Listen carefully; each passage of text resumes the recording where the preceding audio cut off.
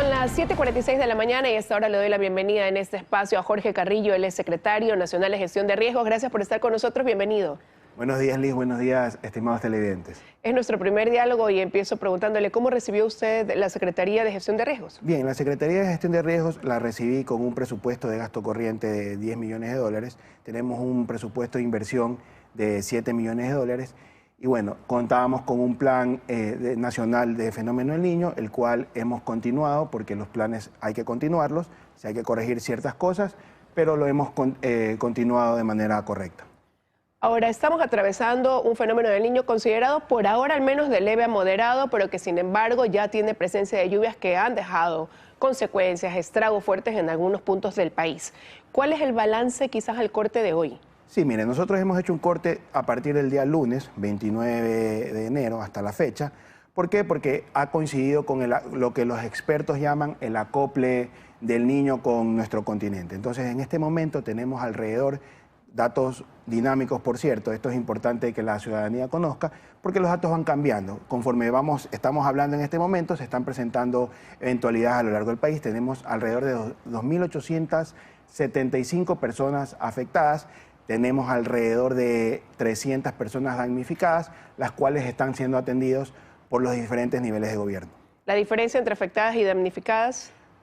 Afectadas es que son afectadas de manera indirecta, es decir, que tal vez no puedan continuar con sus actividades producto de las lluvias, pero damnificadas es que realmente han perdido algún bien, algún ser vivo, etcétera. ¿Y ahí cómo o hasta dónde llega la asistencia, ¿no? Esa asistencia humanitaria, esa ayuda que se les está dando a esas más de 300 personas que están en esa condición de damnificados el día de hoy? Sí, es muy buena pregunta, Liz. Mire, nosotros somos parte de algo que se conoce como el Sistema Nacional Descentralizado de Gestión de Riesgos, en el cual intervienen desde los ciudadanos, cuerpos de bomberos, institutos técnicos, pero sobre todo los primeros niveles de gobierno. ¿Cuáles son estos? Son los GAT parroquiales, GAT cantonales, GAT provinciales y nosotros como ente rector del sistema nacional. Entonces, una vez que las capacidades de estos niveles de gobierno son superadas, nosotros como Secretaría atendemos la emergencia.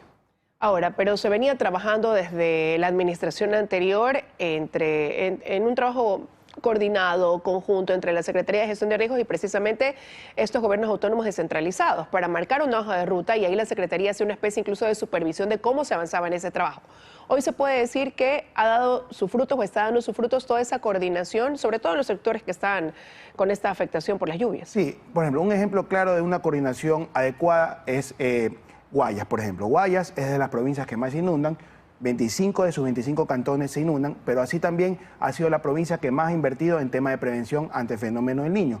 Nosotros como Secretaría, complementariamente al trabajo de la Prefectura, hemos trabajado en el sistema de control de inundaciones, en la limpieza y desasolve en convenio con la EPA. Hemos invertido alrededor de 68 millones de dólares y la mitigación se siente. ¿Por qué? Porque cantones como Durán, Yaguachi, que antes inundaban, que era muy común considerar que se han inundado, en este momento han soportado de manera, digamos, favorable estos embates del invierno. Pero algunos dirán, bueno, Guayas normalmente quizás tiene mayores recursos, pero ¿qué pasa, por ejemplo, con Esmeraldas, con Manabí, donde hoy hay afectación en algunos de sus cantones? Sí, justamente, nosotros hemos estado en contacto con las autoridades locales. Por ejemplo, el día de ayer yo me comuniqué con la alcaldesa de Muisne, Yuri Colorado, que es de los cantones más afectados, y en este momento ya estamos entregando asistencia humanitaria. Tenemos al día de ayer, por eso le digo que los datos son dinámicos, tenemos 103 kits de primera necesidad entregados.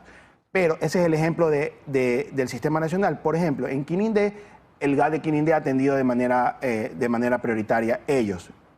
Si acaso las capacidades son superadas, nosotros podemos atender la emergencia.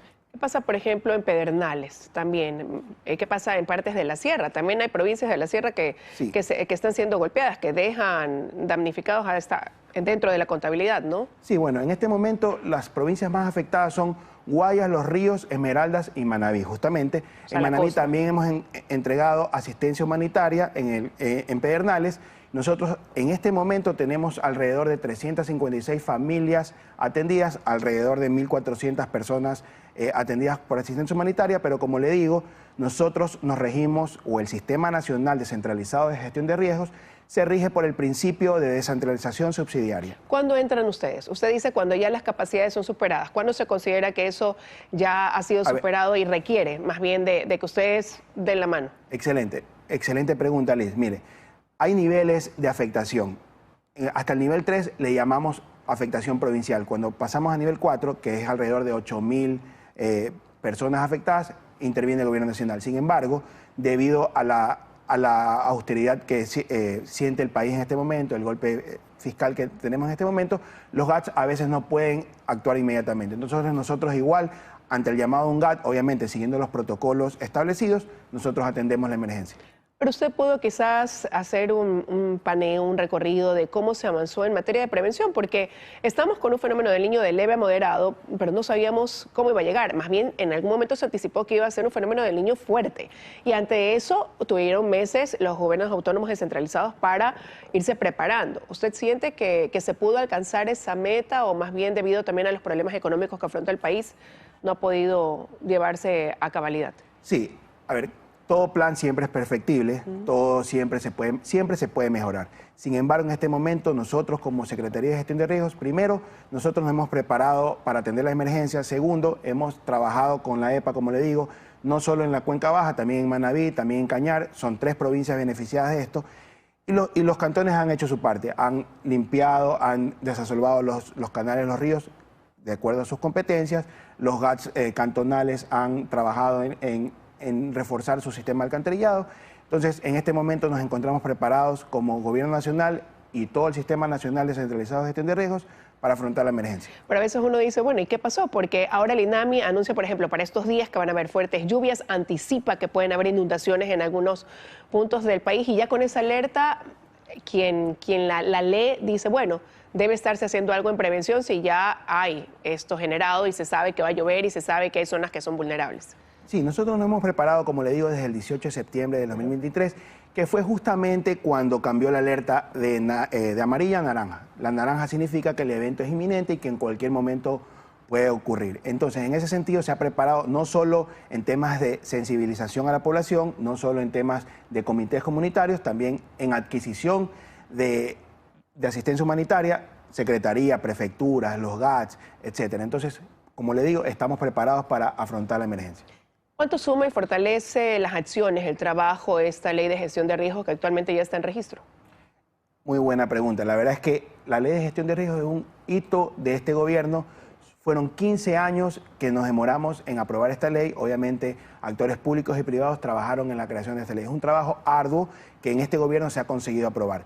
¿Qué nos da esta ley? Pues lo primero que nos da es una visión diferente a la gestión de riesgos de desastres. Antes solo nos preocupábamos por la emergencia, es decir, por la respuesta.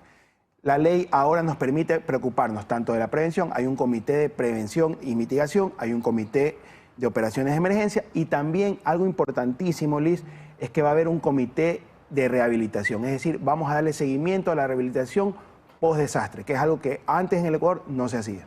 Ahora, para eso se necesitan recursos. Usted iniciaba ahora haciendo el balance de cuánto tiene usted para gasto corriente, presupuesto suficiente. Nosotros como gasto corriente, como le digo, tenemos 10 millones de dólares, tenemos en gasto de inversión 7 millones de dólares. En este momento nos encontramos a la espera de la aprobación del presupuesto por parte de la Asamblea y nosotros, como parte del Sistema Nacional, tenemos que contar con todos los actores para el tema de prevención, respuesta y rehabilitación.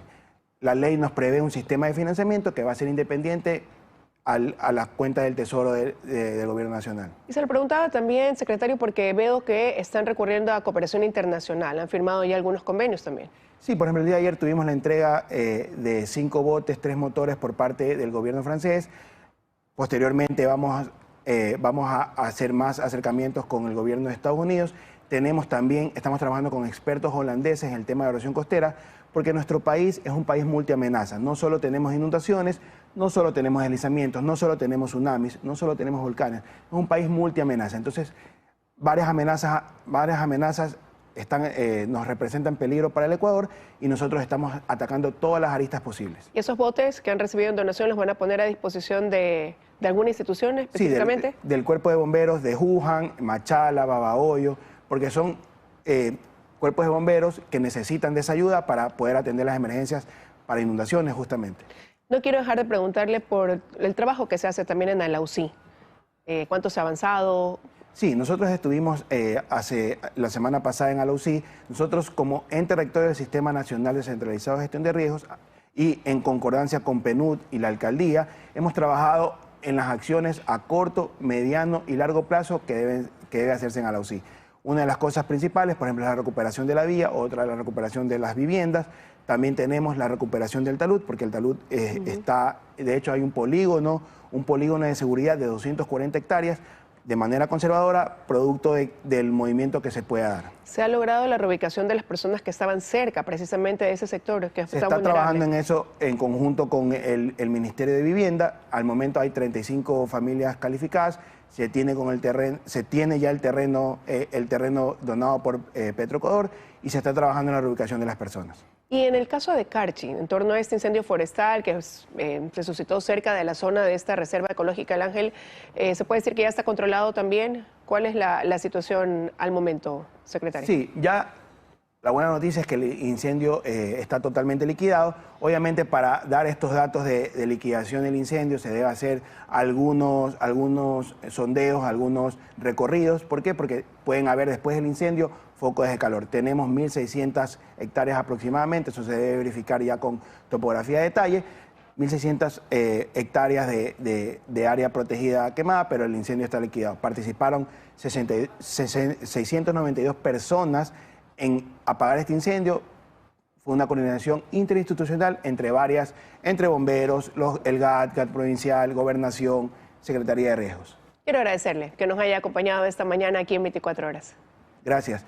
A la población le digo, nosotros como Secretaría estamos preparados para atender la emergencia y por favor, infórmense por canales oficiales. Bueno, recalcar siempre eso. Muchas gracias, que tenga un buen día. Ya con eso estamos despidiendo esta emisión de 24 horas. Milton. Liz, nos vemos el lunes, si es que Dios quiere. Contigo al mediodía y conmigo en la noche. Tengan buen fin de semana. Así es, buen fin de semana y ya vienen las noticias de la comunidad.